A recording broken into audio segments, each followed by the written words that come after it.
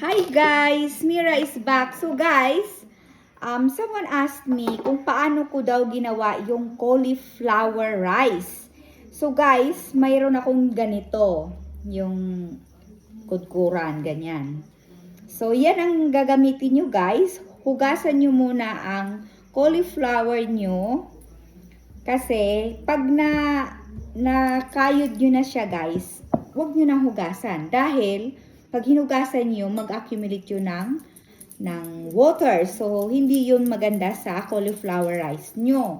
Hanggat maaari nga, yung cauliflower nyo after hugasan, i-anuhin nyo ng tubig. You know, kailangan ba lang tubig? You know, like, maaari pwedeng anuhin nyo, punasan nyo ng tea towels, tapos paper towels, or tapos saka nyo siya ganyonin. So, pero pwede rin yung kung wala, kung ano guys, pwede nyo rin tadtadin yung cauliflower ng may kutsilyo kayong, kaya lang, messy pag, yung kutsilyo ang gamit nyo. Pero pag ito kasi ang gamit nyo, easy lang. Iganyan nyo lang siya guys. Tapos may makakayod nyo na yun, no? Tingnan nyo. May cauliflower rice na kayo, guys.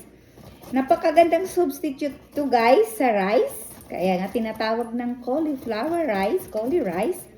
Kasi talagang parang na-imitate niya yung rice. Guys, try nyo.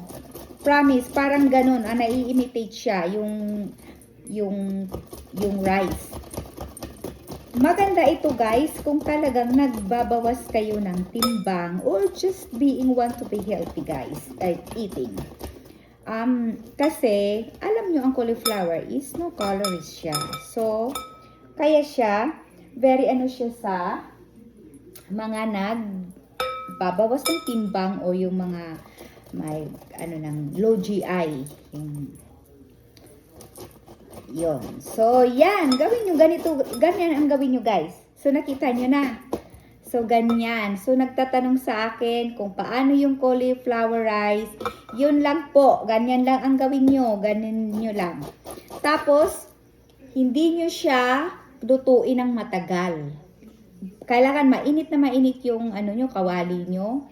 Tapos, kunting-kunti lang dapat ang mantika na ilalagay nyo.